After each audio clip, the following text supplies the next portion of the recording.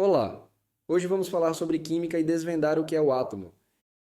É hora de aprender. Você já se perguntou do que tudo ao seu redor é feito? Essa maçã, seu celular ou até você. Tudo é formado por átomos. Mas o que é um átomo? No vídeo de hoje iremos entender a definição de átomo e sua importância na matéria.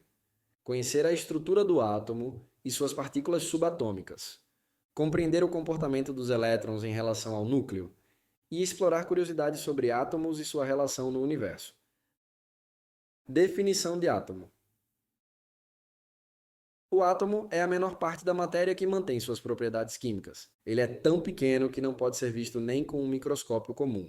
Se um átomo fosse do tamanho de uma bola de futebol, um grão de areia seria do tamanho da Terra. A estrutura do átomo. A estrutura do átomo é composta por prótons, nêutrons e elétrons.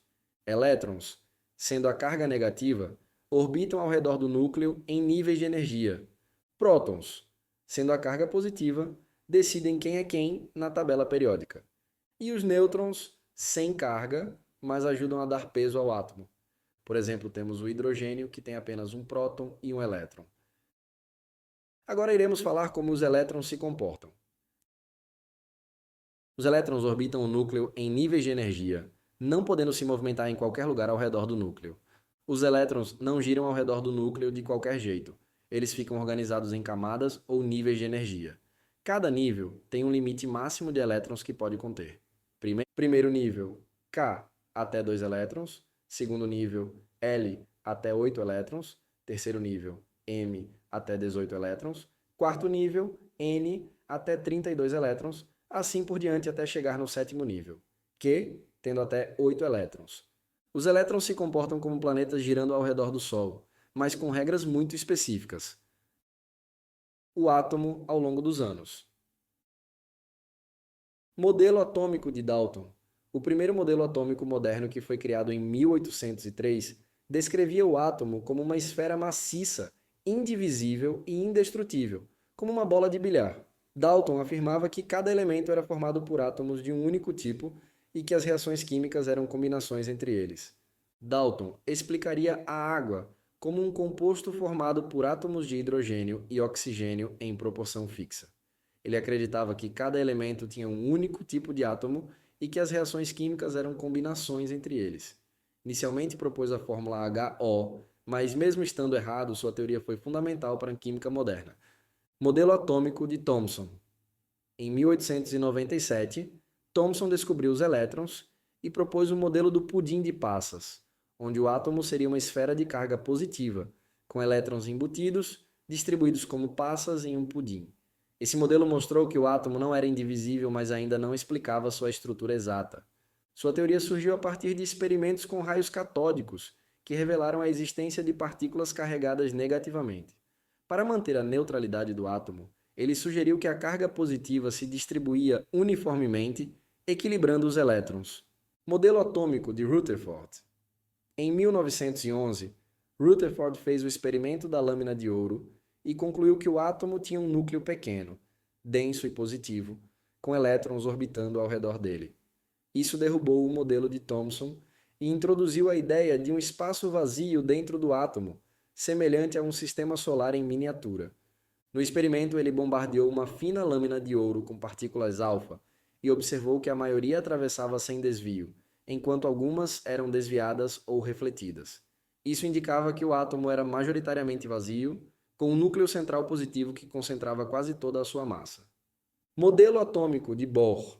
Em 1913, Bohr aprimorou o modelo de Rutherford ao sugerir que os elétrons orbitavam o núcleo em níveis de energia fixos.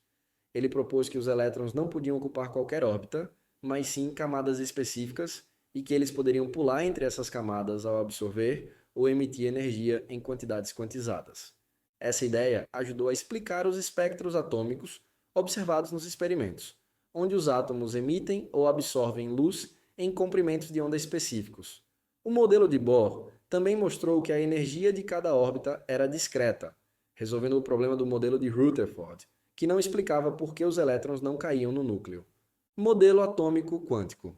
Desenvolvido no século XX com base na mecânica quântica, esse modelo abandonou a ideia de órbitas definidas dos elétrons.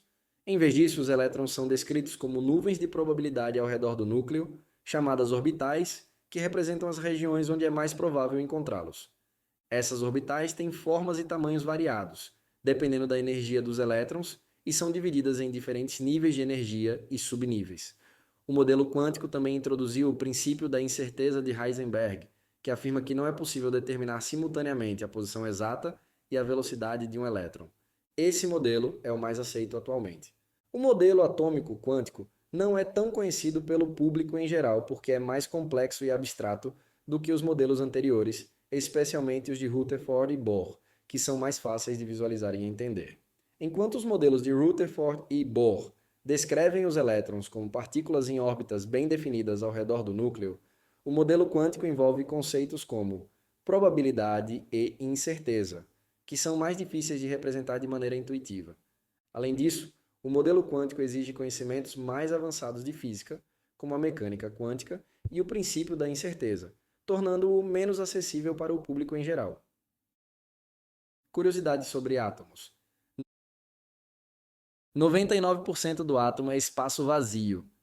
Os átomos que nos compõem, carbono, oxigênio, nitrogênio e muitos outros, foram gerados no interior das estrelas e dispersos pelo cosmos durante essas explosões cósmicas. Mesmo sendo extremamente pequeno, o átomo não é indivisível.